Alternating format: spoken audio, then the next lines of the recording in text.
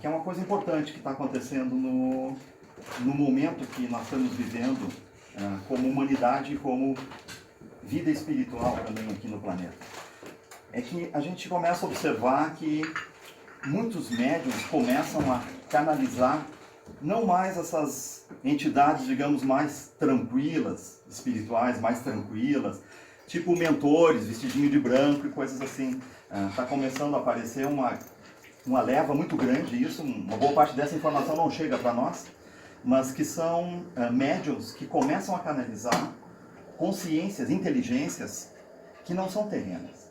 Eles têm se apresentado como inteligências extraterrenas, né? E essas consciências, elas estão trazendo um tipo de informação, um tipo de conhecimento diferente do que aquele que, dentro da espiritualidade, nós estávamos recebendo até então, né? Nós estávamos recebendo muita informação que ela tinha muito a ver com essa coisa mais da evangelização, entende? De trazer esse tipo de mensagem, que seria mensagens para que as pessoas se tornem pessoas melhores, para que façam uma reforma ética pessoal.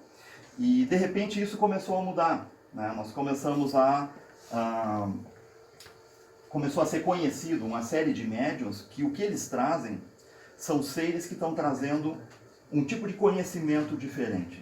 É como se esses seres achassem que o momento se tornou oportuno para que a gente saiba de coisas que não estão, digamos, dentro do nosso protocolo de ensinamentos e de ciências convencionais, né?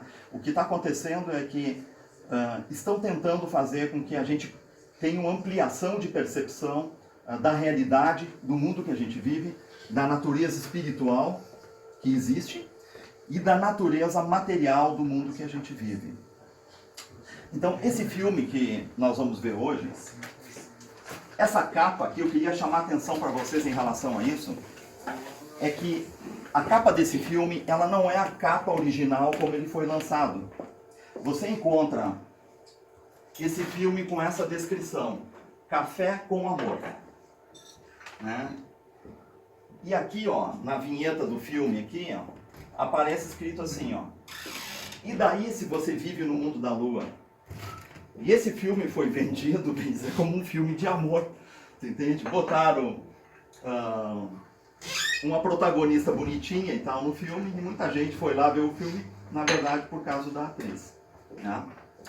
Só que esse filme é um assunto muito complicado, entende? É um assunto muito difícil de falar, para quem vai falar, e muito difícil de aceitar para quem está ouvindo, né? Então, tipo assim, eu estou numa missão ingrata aqui hoje com vocês, para tentar em 10 minutos, 15 no máximo, eu tentar mostrar alguma coisa para vocês que possam dar chaves para que vocês possam entender o que vai acontecer nesse filme.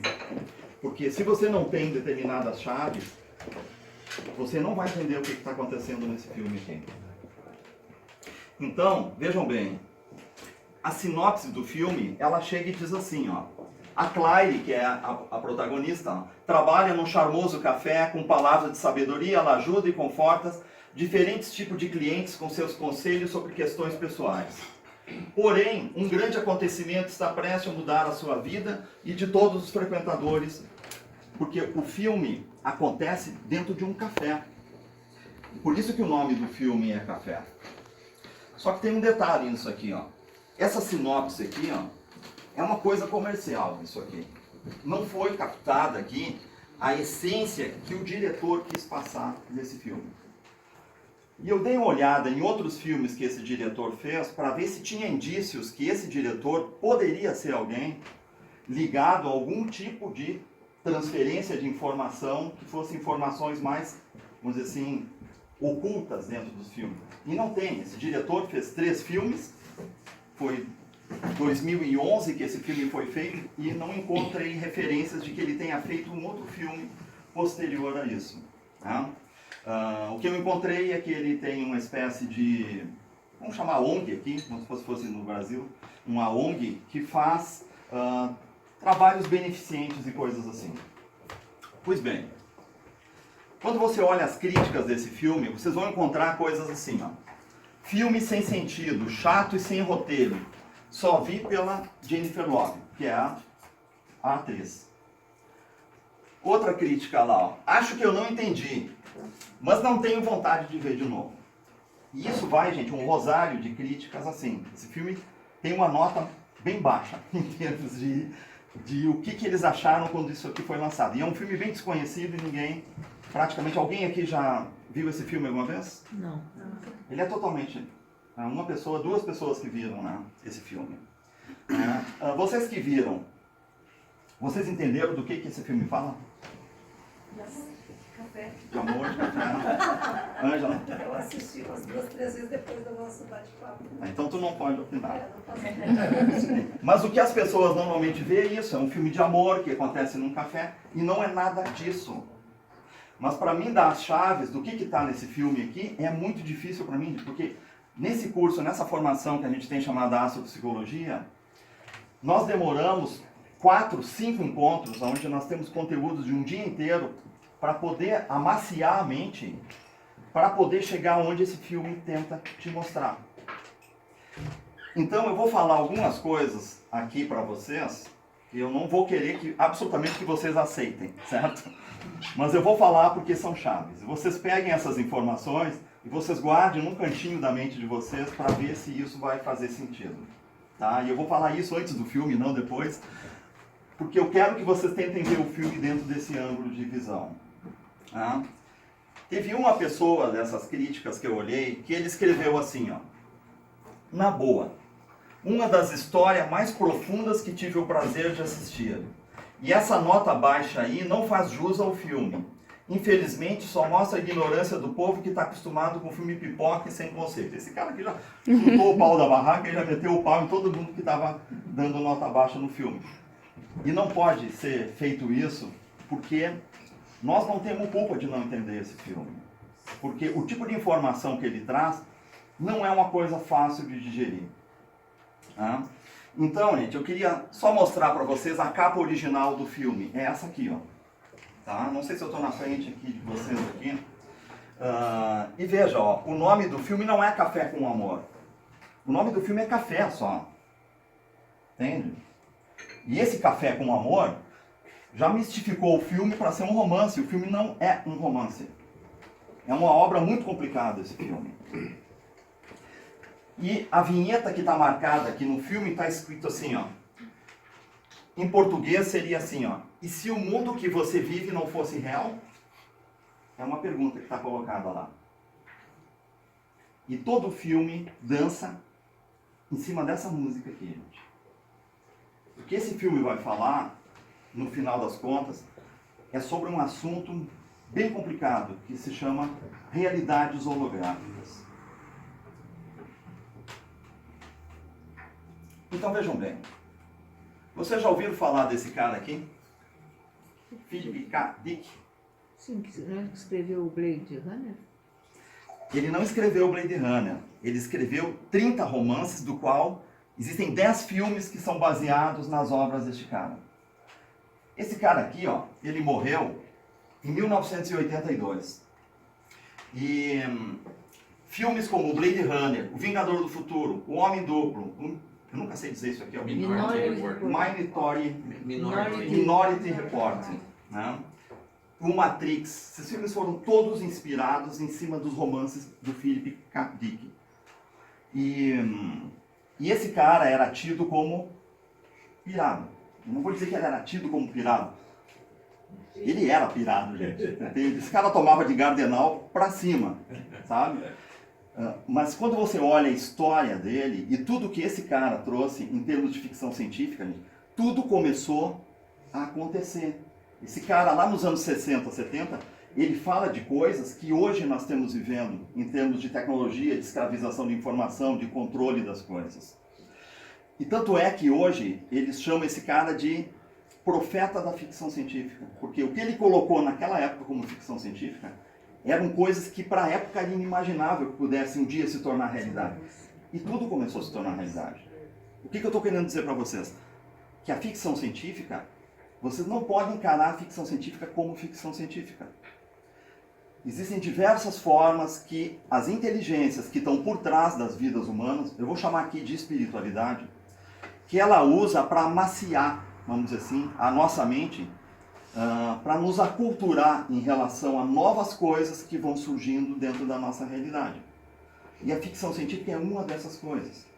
Uma boa parte desses diretores, e aí eu vou falar aqui de coisas de nível de espiritualidade, se vocês talvez não entendam, pode achar meio esquisito isso, mas muitos de pessoas que têm a capacidade de criar obras que possam serem referências para amaciar conhecimentos na humanidade, essas pessoas são pegas quando elas estão dormindo. É como se elas desdobrassem no sono, elas são levadas para lugares do mundo espiritual e lá elas são orientadas. Isso que eu estou dizendo para vocês, gente, acontece tanto por seres benevolentes da espiritualidade, como por seres que não são benevolentes também. Existem também pessoas que são ligadas às hierarquias espirituais negativas, que também são levados espiritualmente de noite e são induzidos para depois criarem guerras e coisas assim no nosso mundo. Tá?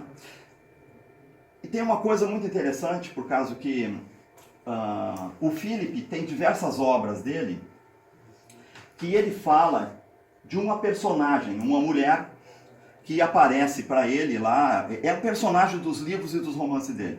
E essa mulher vem e traz informação e conhecimento de outras esferas. E ele fala numa convenção que teve em 1977 na França, teve um congresso de ficção científica, onde esse senhor dá um discurso lá nesse congresso. E nesse discurso ele meio que ele abre, digamos, o coração e diz assim, ó, se vocês quiserem acreditar no que eu vou falar, vocês acreditem. Se não, vocês não precisem acreditar. E ele diz assim, ó, que esse personagem que ele tinha criado de ficção científica, ele tinha certeza que um dia esse personagem ia aparecer para ele. E aí ele diz assim, ó, eu não sei se eu tive foi um sonho ou se foi uma visão, mas essa mulher que eu costumo retratar ela nas minhas obras, essa mulher apareceu para mim. E o que tinha nessas obras dele? Tinha muita coisa que tinha a ver com o fato de que nós poderíamos estar vivendo dentro de uma realidade simulada. Uma vida que nós só achamos que fosse real, mas que ela era uma espécie de simulação, como se todo mundo tivesse sido inserido numa espécie de videogame e ninguém sabe que está vivendo dentro daquilo ali. Todo mundo achando que aquilo fosse uma vida real. Esse é o tema de diversos filmes. Entre eles, talvez o mais contundente seja o Matrix, esse filme aqui de 1999. Né? E quando ele falou isso, ele disse assim, essa mulher apareceu para mim. E ela disse assim para mim, sabe isso que tu está escrevendo aí nos teus livros? Isso não é ficção científica. E vocês têm que levar muito a sério isso aí. Mas é óbvio que ninguém leva a sério um troço desse que viesse alguém falar. Dizer que nós estaríamos vivendo numa realidade, vamos dizer assim, simulada, vamos dizer assim. Pois bem, essa história virou tema de diversos filmes aqui. Tá? Então veja bem. Vocês nunca devem ter visto esse rosto aqui.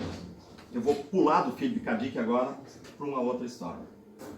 O nome dessa mulher é Dion Fortune. É uma foto antiga, porque ela não viveu aqui nessa época que nós estamos vivendo. Essa mulher tinha essa idade aqui, ó, em 1930. E você sabe o que é a sociedade teosófica?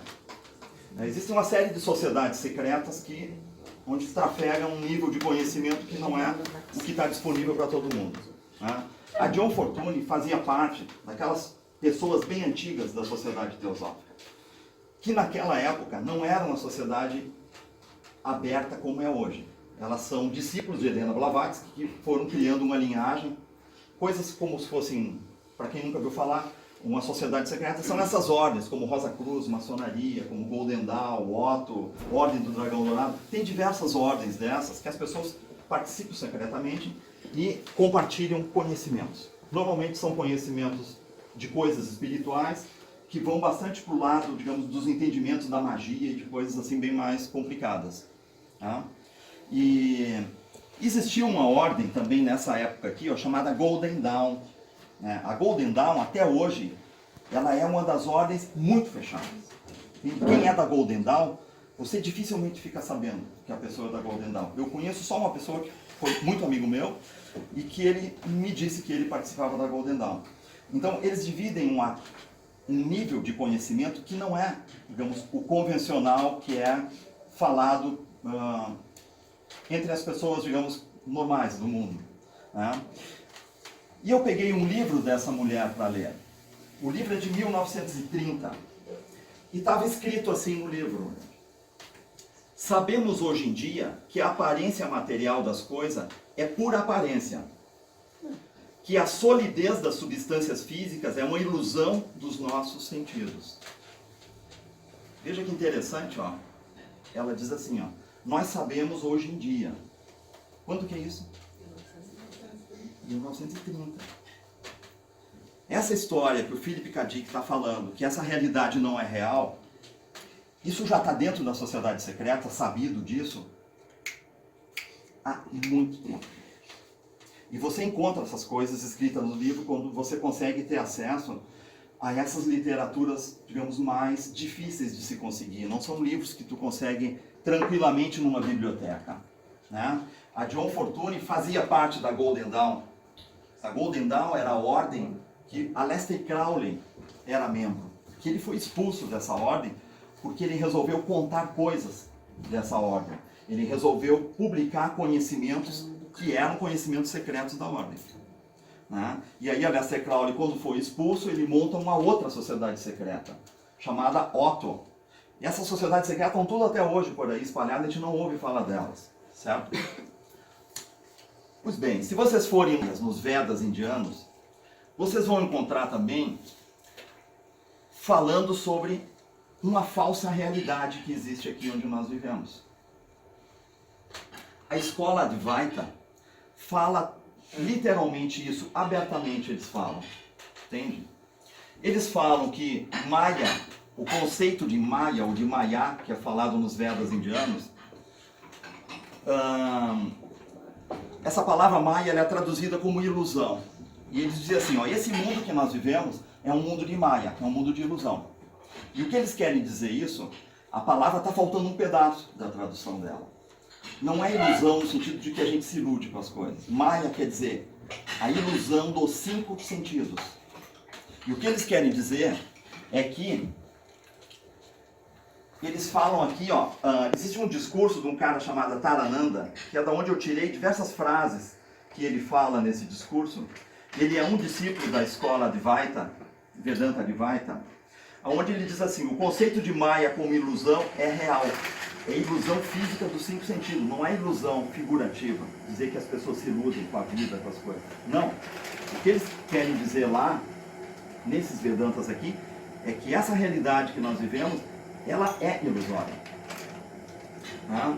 Ele diz, ó, eles chamam isso aqui, ó, de doutrina da ilusão. Né? E dizem aqui, ó, que os 5 sentidos são uma ilusão da mente, uma espécie de falsa imagem da realidade. E ele faz um paralelo aqui, nessa dissertação que eu vi desse rapaz chamado Tarananda, ele faz um paralelo com a física das partículas. Ou seja, as histórias que a física quântica está trazendo começaram a dar margem para nós repensarmos coisas que envolvem o mundo que a gente acha que é material que está aqui. Então, ó, o que eles dizem lá? Ó, que a mente é a interface que intercepta a ilusão vivida e transfere isso para a consciência. O que eles dizem é que o ser real não está aqui dentro. Que o que está aqui dentro disso que nós chamamos de vida é só a nossa mente que está aqui dentro. Numa espécie de programa didático. A grande pergunta disso, essas coisas aqui vão gerando cada vez mais perguntas, cada vez que a gente entra dentro disso que começa a ser falado, dentro dessas várias escolas. Eles dizem assim, a única maneira de sair da ilusão é o despertar para a luz. Ou seja, ele diz assim, ó, se tornar Buddhi, quer dizer, se tornar Buddhi quer dizer se tornar adequado uma determinada lei. A gente poderia chamar de lei divina ou lei espiritual. E enquanto nós não nos tornarmos adequados a essas leis, nós não conseguiríamos sair de um ciclo contínuo de encarnação, reencarnação, encarna, morre, vive uma vida aqui, morre, desencarna, não ficou adequado a essa lei, volta, encarna de novo. Tudo num processo que eles dizem ser ilusório. Eu estou dizendo o que eles dizem, tá? Pois bem, em 1984, por aí, alguns médiuns foram conectados, assim como a gente vê Mônica Medeiros hoje sendo conectado por inteligências extraterrestres. Esse troço está acontecendo há muito tempo. Em 1985, alguns médiuns, 3 médiuns precisamente americanos, foram contatados por umas inteligências extraterrestres que se identificaram como uma raça chamada raça de Ra. E esses seres passaram uma literatura que se chama A Lei do Uno. É uma literatura bem desconhecida, mas para quem surtir interesse, procura na internet que vocês vão achar. E essa chamada Lei do Uno são 5 volumes, são 5 livros inteiros que foram canalizados. E tem uma série de informações muito perturbadoras ali dentro. Onde, entre essas informações, eles dizem que essa realidade que nós vivemos é simulada. Ou seja, é só a nossa mente que está aqui dentro achando que tudo que tem aqui é real. É como se fosse uma realidade que está programada. E aí, eles falam uma coisa muito interessante. Eles dizem assim, ó, que essa ilusão é útil. É bastante útil para aqueles que desejam evoluir em um ritmo bem acelerado, por experimentá-la e usá-la enquanto dentro dela. Muitos de nós que estão agora rodeando o seu planeta, desejaríamos ter a oportunidade que vocês têm. Esse cara está mentindo, na verdade, né? Se ele disser que quer vir para essas vidas aqui na Terra, ele não sabe o que quer viver aqui onde nós estamos vivendo, né? Mas ele diz assim, ele continua lá, ele diz assim, ó, a oportunidade de estar dentro da ilusão e então, através da geração de entendimento, usar o potencial da ilusão. O que eles querem dizer aqui, ó, é que essa é uma forma de ganhar progresso espiritual e tem sido procurado por muitos de nossos irmãos. Eles estão dizendo que essas vidas que são realizadas através de encarnações é uma espécie de, como se fosse uma encarnação artificial, que é uma forma de aprender rápido e de evoluir rapidamente aqui. Talvez isso explique para quem já fez regressão de vida passada, que você olha que cada vida passada que é acessada, as personalidades que são acessadas não são as mesmas. E aí você pergunta, se o ser que está encarnando é o mesmo, como que a personalidade que é relembrada ter encarnado aqui na Terra não é a mesma, então? Então tem toda uma história que está por trás disso aqui. Existe um médium americano chamado Derry Wanka. Tá? Eu só estou largando algumas coisas para vocês embasarem depois do que vocês vão ver no filme. E eu não vou aprofundar muito nada, tá? O Derry Wanka recebe uma entidade também extraterrestre.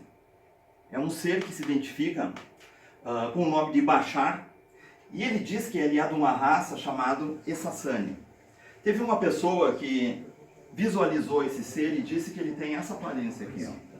É como se fosse um Grey, vamos dizer assim, só que não tem aquela cabeça grande, é um ser diferente. Ele diz ser de uma raça específica. Né?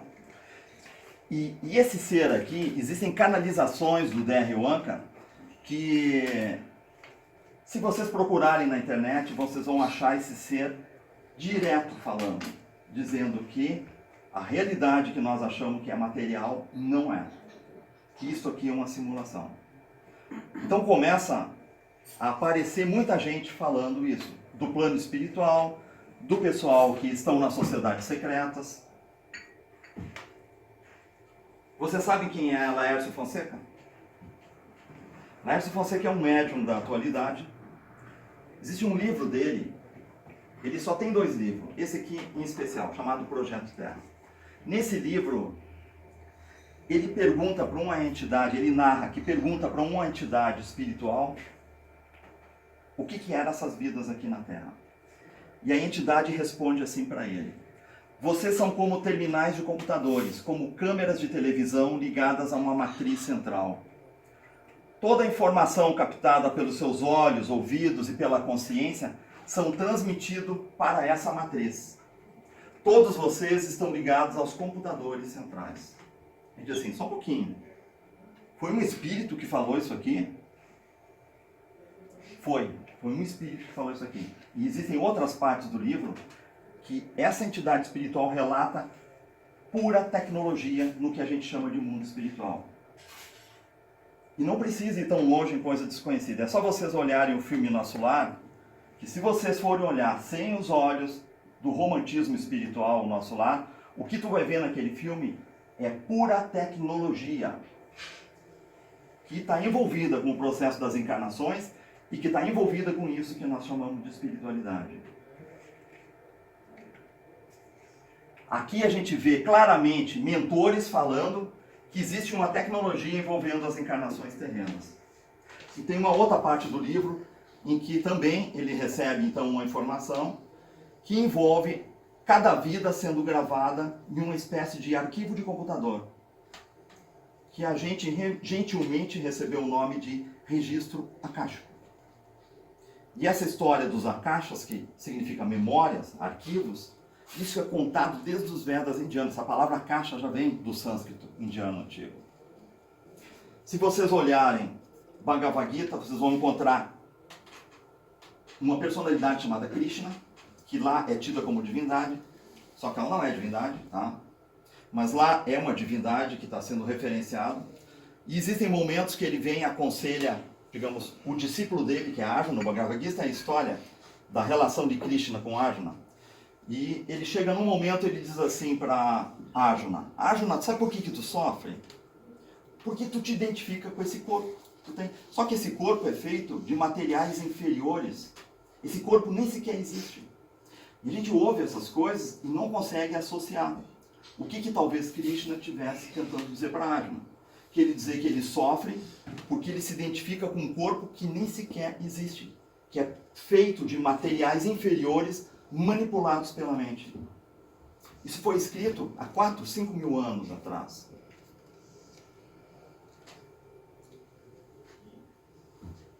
Vocês já ouviram falar de hipótese da simulação? Isso é muito velho, gente. Hipótese da simulação. Está dentro da física quântica. E o que essa hipótese da simulação fala, ó, não é uma pessoa falando disso, gente. É um conjunto de cientistas que eu coletei aqui para vocês, só 18. Desses caras que estão aqui, só esse aqui não é um cientista da física quântica. Esse cara aqui se chama David Icke, e como isso aqui é material do curso, então eu peguei a lâmina só para chamar o assunto. Vocês têm aqui, ó, gente da ciência, da física quântica, de ponta, gente de tudo que é lugar do mundo, entende? Max Planck, Brian Greene. Brian Greene é um cara da atualidade. O Max Planck, coitado, já morreu. Ele é lá dos anos 40. Mas todos esses caras, James Gate Jr., são tudo gente da atualidade. O Dave Baum, o Susskind, que é esse aqui, né? Mandelbrot, o Fritz Albert Popp, Peter Gariev, Brian Wilfer, Tom Campbell, Vladimir Poponin. Tem gente aqui da Rússia, da França. Todos esses caras aqui são pessoas que estavam estudando o mundo das partículas e que eles estão chegando a uma conclusão muito maluca. E é tão louca que essas coisas não são muito divulgadas. Só se vocês forem fuçar e ir atrás. De que essa história, de que essa realidade é holográfica, ela explica tudo o que nunca teve explicação dentro da física quântica. Ela explica o comportamento anômalo das partículas. Ela explica por que as partículas têm comportamentos holográficos. É como se tu pegasse esse prédio e tu fosse nos tijolinhos da construção do prédio, e quando tu abre a parede e tira o tijolinho não existe fisicamente. Ele é feito de uma carga elétrica só. Ele é feito de fótons, de luz. E aí tu começa a perguntar, se essa casa é física, como que as células dela não são físicas então? Toda essa história gerou uma teoria chamada teoria da simulação, que é seriamente discutida dentro da física hoje.